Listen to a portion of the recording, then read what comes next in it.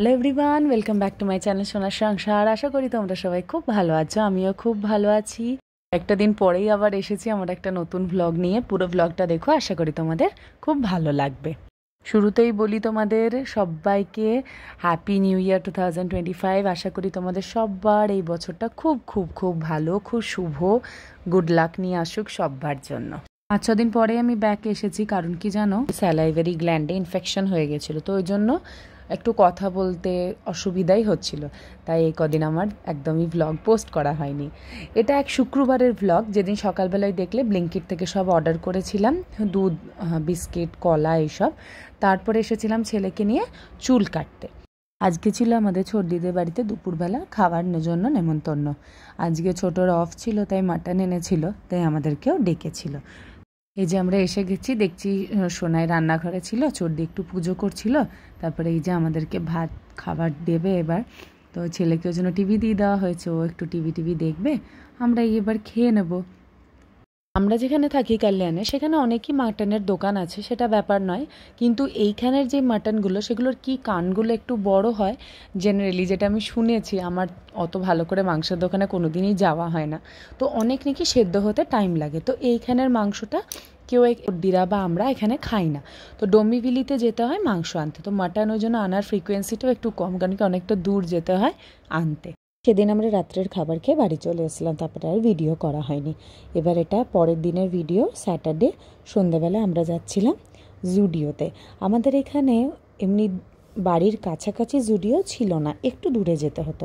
তো এটা একদম নিয়ারেস্ট, একদম কাছে একটা জুডিও নতুন খুলেছে এখানে, তো আমাদের অনেক দিনই আসা হয়নি।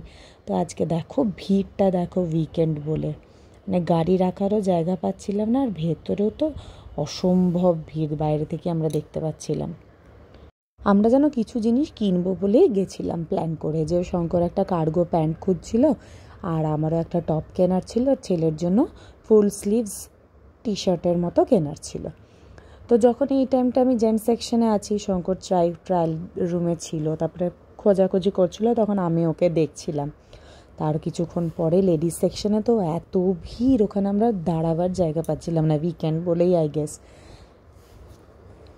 ছেলে ওখানে ওর সাইজের দুজনকে পেয়ে গেছিলো, একটু দুজনে মিলে খেলাখেলি হলো, তারপরে আবার ও ওর দিকে চলে গেল, ও আবার আমাদের সাথে নিয়ে এলাম, ওইসবই চলছিল। তারপরে এই যে লেডিস সেকশনে এসেছি, এইখানে এসে আমি ওই ট্রায়াল রুমের সামনে বিশাল লাইন, প্রায় 10 জনের পেছনে আমি দাঁড়িয়ে। তো ওই যে শঙ্কর ওকে নিয়ে কোলে দাঁড়িয়ে আছে, আমি দূর থেকে ভিডিও করছিলাম। তারপর আমার একটা টপ পছন্দ হলো, ওটা কিনে এবার আমরা বাড়ি চলে যাবো। সেটা কার্গো প্যান্ট পছন্দ হয়নি, তাই ওখান থেকে নেয়নি। আমার আর ছেলের কিনে আমরা এবার বাড়ির দিকে রওনা দেব। সবার থেকে জুডিওর দু রকমই রিভিউ পাওয়া যায়, কেউ কেউ বলে যে খুব ভালো কোয়ালিটির, আবার কেউ বলে যে একদমই কোয়ালিটি নাকি পুয়ার। তো এইবার আমি ফার্স্ট টাইমই জুডিওতে এসে আমার কেনা, আমি ট্রাই করে দেখি, তারপরে দেখা যাক ভালো হয় কি মন্দ। এখানে আমাদের একটা খুব ফেভারিট মোমোর দোকান আছে, কিন্তু এত ভিড় যে ওখানে আর দুজনে ভাবলাম যে আর দাঁড়িয়ে লাভ নেই, তাই আমরা বাড়ি চলে গেছিলাম। পরের দিন দেখো ওর ছেলের ড্রেসগুলো তো আর দেখানো হয়নি, এই প্যান্ট, তারপরে এই ফুল প্যান্ট আর এই ফুল স্লিভস টি শার্ট ওর কিনেছিলাম, কেচে দিয়েছি। চলো তো আজকে আমার ব্লগটা এই অবধিই থাক, তোমরা সবাই জানিও কেমন লাগলো, আর লাইক, শেয়ার, কমেন্ট, সাবস্ক্রাইব করতে ভুলো না। টাটা।